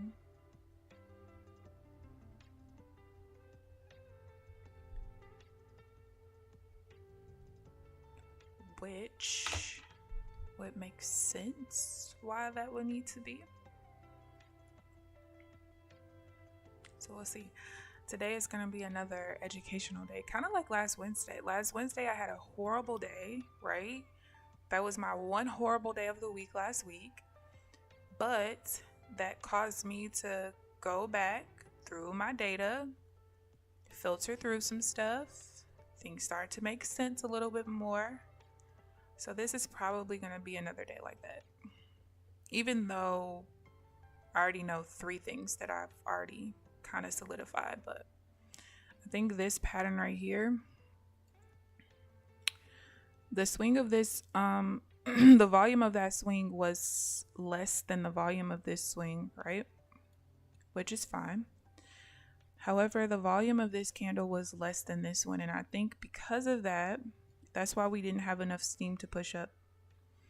So I think what I might end up doing is solidifying a rule where this volume has to be more than this candle, because then it should be enough volume to push through. So these are things that like I meticulously be thinking about and looking at a lot. But that's basically my strategy is based on the swings, the volume of the swings. So the volume of this swing, and that swing. I only look at the current one, the previous one, and the one before that. Then I also look at the volume of this bar, and this bar. That's primarily what my entire strategy is based off of. And I just, please don't mess my charts up. Thank you. So,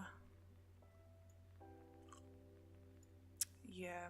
I'm pretty sure that when I go through this data, I'm going to realize that's something I did not pay attention to. More likely. Porsche GTR is 3. What's up? Do you trade full-time or have a day job and trade on the side? Rio thinks it's going higher. Trenches thinks it's going to reject. Let's see what happens. We did reject off of the overnight low and the VWAP. So right now we're at my major level. If we trade below here, it's going to push down. For how long, I don't know. You see the level that it'll change to a downtrend, but we do have all of this space to still be able to trade going down. So T-Money, I trade full time right now. So my story is I'm a nurse of 12 years. I've owned multiple businesses. A little less than 2 years ago, I just messed that chart up. I was working in an eating disorder facility. I've been a psych nurse for 8 years. Okay.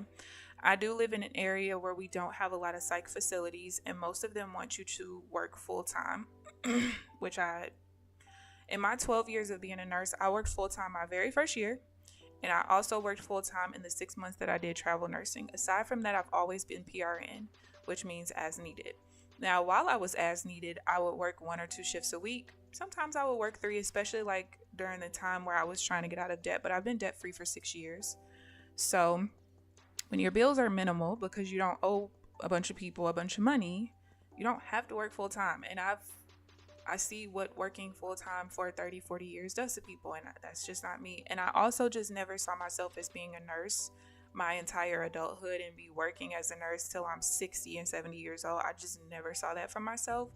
When I was first introduced to trading 10 years ago, I knew that trading was going to be my ticket to freedom, and I knew that that eventually was going to be the sole thing that I focused on. But you know, your path takes you different ways. I have experience in different industries. So last year, I decided to close my credit repair business on August 31st. It was the best decision ever, because in that time that I was still working as a nurse and still had my credit repair business, although I was trading, it was very difficult for me to really focus on really putting together the strategy that I felt like was going to work best for me. Because if you think about it, first of all, I work nights.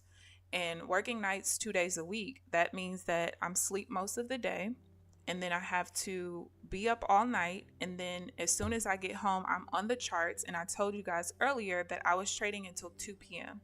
So I'm up literally all day. So then the rest of my day is gone because I'm going to sleep all day, and having to change my sleep schedule back and forth was a lot on me mentally and emotionally. So while I was at that place, we had this girl whose mom used to be a manager there. When she first came there, she already had failed her boards twice. Okay. And she had already failed her boards once. And while she was there, she failed her boards another time. However, some way, somehow, I was losing my hours to her, and she wasn't even qualified to work as a nurse. They were allowing her to work solely. She was the only, I can't even say licensed professional because she wasn't licensed. But at that particular facility, we didn't even have doctors there overnight. So she was making doctors were making decisions medically based off of her assessments that she legally cannot do because she's not even licensed. So after dealing with that situation there, I was like, you know what, let's just take a break. Also, I don't have children, and I am, at the age where, okay, it's kind of crunch time. If you want to have kids, you should probably be doing so soon. So I said, you know what, let's just take this as a blessing in disguise.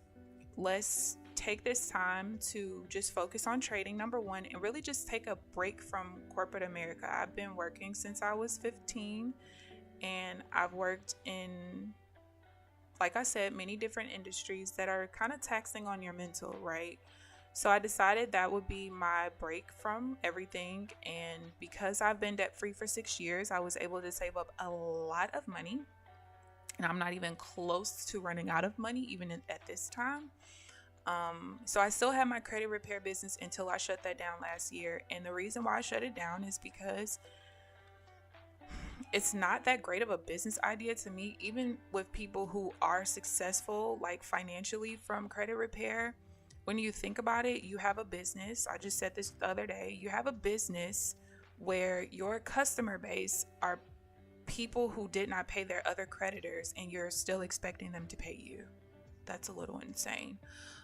So not even just that, but just the fact that, like, after I was done trading, I couldn't really backtest or really pay attention to what I was doing, because all that was in my head was everything I had to do for my clients that day. And as soon as I got off the charts and I wrote down my trades, there was no like going to analyze things and trying to notice certain patterns. Like, my mind just was not clear because I had so much to do for my clients. So I would be on the charts till like 11, 12 o'clock, sometimes 1. Then I'm doing credit repair till like 6, 7 o'clock at night. And then I'm having to do it all over the next day. That was worse than my nursing job, because I'm basically having 12-hour days every day of the week. So I said, you know what? Since I know I don't want to do credit repair forever, I purposely cut my clientele to a small group of people at a time, because I knew I wouldn't do it forever. So after all of that, I was just like, all right, let's just trade. I can go back to a job, but I don't want to at the moment. And I think one of the reasons why I've been able to like keep a pretty level head in this process of me developing my strategy is because I'm not desperate for money.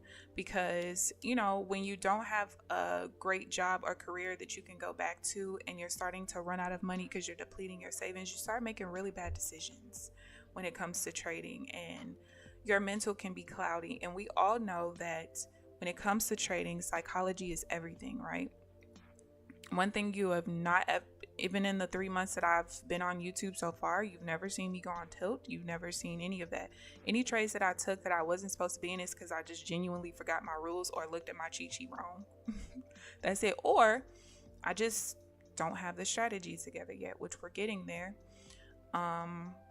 But yeah, so this is what I do full time in the moment. I did get a different job offer that's outside of nursing a couple of months ago, and it was just put back on the table again yesterday. But I just really don't want to do that. When you know what your income potential can be with trading, which is practically unlimited, like, I don't want something to take my time away from this, because I feel like the only reason I've seen the most progress since I shut my credit repair business down from then to now is because I didn't have anything else that I had to focus on besides my niece and nephew when I was watching them 2-3 days a week for the last like 3 months. But yeah, so at this moment, I don't see myself going back to a job. I think that before I even come close to depleting my savings, all of this I'll be good. I'll be taking payouts and stuff like that. Because to be honest with you, I think I'm less than a week away from solidifying my strategy. So then it's up from there. Do I psychoanalyze popular traders' behavior? Yeah, I do. I do, actually. I do. You've been watching on a 40-second delay, Trenches. I did that the other day. I think I think it might have been yesterday. I was in Nutty's stream and he did a giveaway, so I typed it in. I was like, how come I didn't get a ticket? And then I realized I was like 10 minutes behind. I don't know what happened. I don't even know how I got on the delay because I was on the computer and not on my phone. I don't know what happened, but yeah. Hi, Trade Cage. Hi. How are you this morning? Do I think being a former mental health professional helps me with the psychology of trading? Absolutely. I honestly think that because I've been in psych, that is the reason why I have never gone on tilt, like ever. In my entire 10 years, I've never gone on tilt. The only thing that affects me like mentally when it comes to trading is like I'll get frustrated. You guys haven't really seen me frustrated, but that's because this is like a different time, right? But the reason why it's taken me all these years is because when I get frustrated, I'm like, fuck this. I'm going back. Like, I have a nursing job that's paying me $43 an hour. I got my business over here. I never took money from my business, though. That was just my personal preference. I just let the money sit there and, reinvest itself. But it was like, why am I sitting here letting this crap frustrate me? I'm just finna go back to my job, that I never really quit. I was still working anyway, but that was just my thought process. I'm getting paid a nice amount. Why let this frustrate me? So then I would quit for 6-12 months at a time, mostly 12, and then I would come back, but this time around, this has been the most consistent I've been for the longest that I've been consistent and not allowed it to frustrate me. And it's probably also just because I'm in a different time in my life. Like, as much as it's kind of hard to find a psych job here because, like I said, we don't have a lot of psych facilities here, and I've already worked in 3. And because I want to work PRN and not part-time. I don't want to work full-time, and I also don't want to work part-time. The reason why I don't want to be part-time is because when you're part-time, they still determine when you have to come in, right? PRN, I get to decide, all right, you have 7 shifts available this week, give me this one. And if I don't want to work for 3 weeks, I don't have to. So it's somewhat hard to find a PRN job here at a place that I have not worked at yet. However, at the same time, I don't want to find a job. I just don't want to.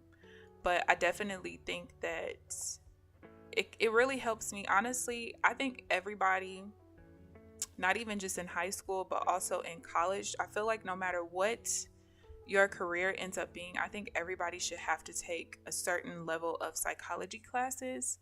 And I mean, when you think about it, no matter what industry you're in, you still have to work with people and deal with people, right?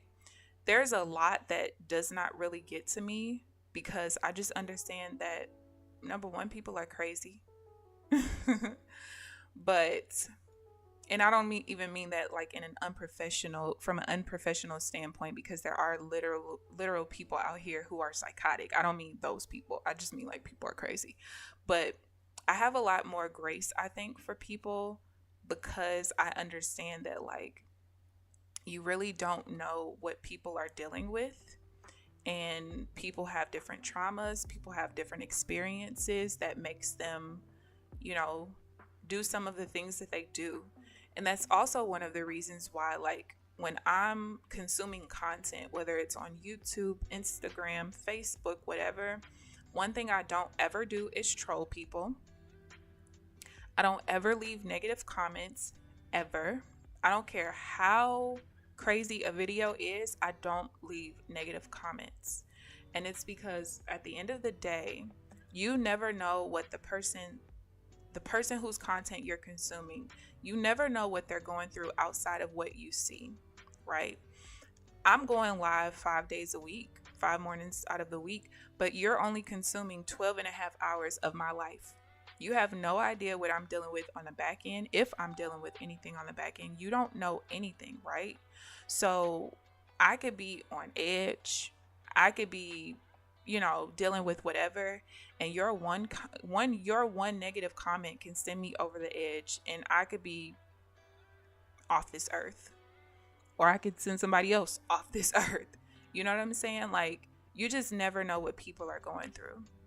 And that's why I just scroll through when I don't like people's comments or, whatever, or I just don't like whatever content they're producing. I just keep it moving because you just don't know. And I just have a lot more grace for people. Like, even in my everyday life, there are times where like certain things are going on, whether it's family members, friends, whatever, and somebody will come to me looking for advice with certain stuff. And I'm always that like unbiased person where like, okay, well, let's take a step back. Like, this person could be dealing with this, that, whatever, like hurt people.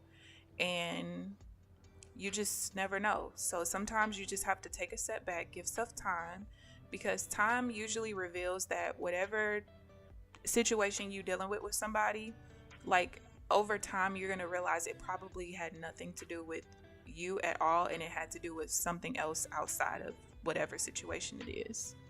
And that's just how I've always been. Yeah. Not being on tilt on stream, and people go on tilt on stream. You've never seen it with me ever. It just won't happen. That wasn't enough of a rejection for my trade. You want to see if it bounces off the VWAP, off the middle one down there at 128. You're still holding for a long push, but close to 11. Yeah, we're close to 11. It's almost time to get up out of here. But yeah, I think one of the other reasons, Applejacks, besides me being in psych of why I've never gone on tilt, it's also because like I'm a very meticulous and methodical person, right? This is one of the reasons why most people's strategies that I've purchased via courses or mentorship, whatever, it's why their strategies don't work for me. My brain does not work from a standpoint of feelings, number one. And number two, I don't like strategies where if all 10 of us are looking at the same chart, we would draw support and resistance at different places, because I see things this way and you see things this way, right? So for me, because I'm so analytical, I'm so anal, I'm so methodical, like, it's why my strategy has to have a certain set of rules, because I want to make sure that even if I'm going through something, I'm mad at the world, I'm mad at this person, whatever, I want to make sure that no matter what is going on, it does not affect my thought process when it comes to getting in my trades. That's why I have very set and clear rules on entry, on manually breaking even, which does not happen much anymore. I don't have to. And then also just letting a trade ride. I don't want anything to affect that, because also something that you guys don't know about me is that I spent the majority of my childhood from like 10 years old to early 20s severely depressed, right? Anxiety, panic attacks, nightmares all the time, like everything you could possibly think of, right? I dealt with it, and I dealt with it without even really telling my parents. My parents didn't know until I was like in my mid-20s, I would say. I think I kind of like let them in on it a little bit when I was like 19, but that was it. But nobody would ever know because I was a scholar athlete. I had over a 4.0. I graduated top of my class. I went through all of college up until nursing school with straight A's. The only reason it changed in nursing school was just because their grading system is different. So you had to have like an A plus, which was like a 97 or above, I think, or a 96 or above to get an A plus. So even if you had an A, you didn't get a 4.0. You know what I'm saying? But yeah, I did everything right. I wasn't a rebel. I didn't sneak out the house. I didn't go party. I wasn't a drinker. I wasn't a smoker. None of that.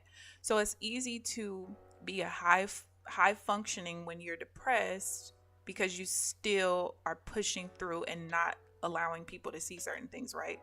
So because I've dealt with such like mood swings and stuff like that, and as I've aged, I've been able to like figure out how to work through things and stuff like that. I've had to do a lot of work when it comes to my mental, right? And that's also why I've been able to not allow things to make me trade different, affect my trading in any way, shape, or form. And that's also one of the reasons why I'm so set on making sure that I have a strategy that can have this clear set of rules, not just for if I decide to teach, but also just for myself. Because if I'm depressed and I'm on the charts, but this thing on setup didn't happen the right way, we ain't getting into the trade. You know what I'm saying? Yeah. Hi Mig. Do I know my personality type? You know what? I did one of those quizzes before, and it was so many years ago, I can't even remember what my personality type was. I don't even remember. I don't. But I can tell you, like, besides the actual like personality type quiz that you see like from a psych perspective, when I was in network marketing, one of the ways that we learned about personality types was there was analytical Amy, there was Fun Freddy.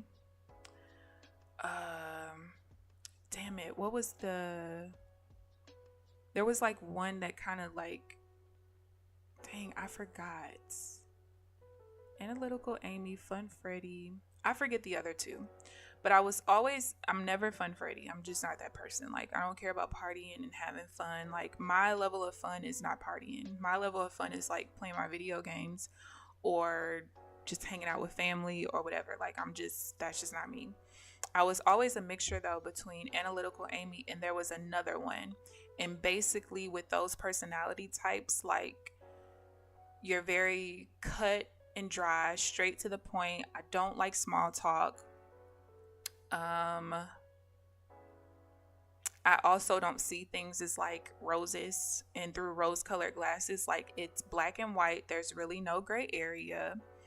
I don't really like dealing with too much. I like being to myself. And yeah. Yeah. Pipstar, what makes sense? You are funny. Not you tagged that man. That man disappeared when he realized I really was going to ignore him and he was sitting there talking to himself. The last message I saw was something about structure, so I don't know. But yeah, I said I was going to ignore him and I meant it. But yeah. And you could kind of, for those of y'all who have been here for a little minute, even if it's just a couple weeks, you guys can pretty much tell my personality at this point. Like, I'm cool as a fan, okay? I'm very chill all the time. The two things that irritate me is someone insulting my intelligence because I'm a very intelligent person. And the second thing is when people just won't shut up. Like, when you dismiss someone and they just keep going, okay, now the chill part of me is gone. Because now you irritated me. Like, I don't even really, honestly, this might sound really weird, but I told you guys like how I dealt with what all I dealt with in my childhood with the sadness and the depression and stuff. But I also was like angry all the time, right? And it's so crazy because a lot of my family members like thought I was mean, right? It was always like, she's the mean one kind of thing. Nobody ever asked me why. Like, there were reasons, right? Trauma, stuff like that, whatever. But I spent so much of my life being angry at everything that is why I have the personality that I have now at this age. Welcome, Jonathan. Welcome to the stream. Thank you for the sub. But that is why, like, I don't, even what y'all saw earlier with the exchange with him, that's not anger for me. That's just you irritating the hell out of me. I get irritated, I get annoyed, but I don't really get mad and angry as much anymore. And it's because I spent so much of my life that way. Like, I remember, and this is gonna sound so crazy, but I remember like last year, I forgot exactly what the situation was, but I actually was mad because I couldn't be mad at the situation. Like, sometimes you just want to be angry, and I couldn't even be angry. I was mad that I couldn't be mad. Because what is this? I swear. I'm Pipsar, it's me. Oh God. Anyway, you're gonna go eat your lunch. Yes, Applejacks. I'm gonna go enjoy the rest of my day too because he's back and we don't do that. But yes, so let me show you guys the account balances because I'm transparent even on red days because I think that that's important. So the third trade is the one where I'm going to purposely fill that one on Friday. I've been saying that since Monday because it renews on, I think, Saturday or something. Saturday or Sunday, whatever. But this is where we are. Today just brought us down quite a bit, but that's okay because I'm pretty sure after I journal all of this, it's going to be a drop in the sand. So maybe today will be our Wednesday of last week where this is the only red day of this week, and then we can just keep it pushing and keep it moving, but we're going to see. So yeah, that's where we are. So I hope you guys enjoy the rest of your day. Thank you guys for tuning in, and for those of you all who added some great commentary, thank you guys for tuning in. Shade again. But it is what it is. Yeah, I will see you guys bright and early tomorrow morning at 9 a.m. Central Standard Time. Enjoy the rest of your day. And hopefully, if you are red, you can end the day green. Don't be like me. Okay? See you guys tomorrow morning. Bye, guys.